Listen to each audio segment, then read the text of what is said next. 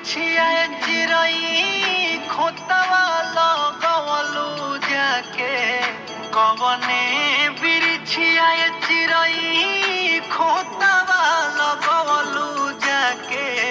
सुन कोई के आंगना हमारा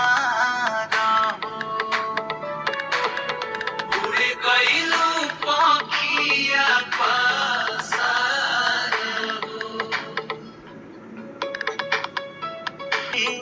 चले गइलू चुपे चोरी कवने नगरिया कवन मन में बन में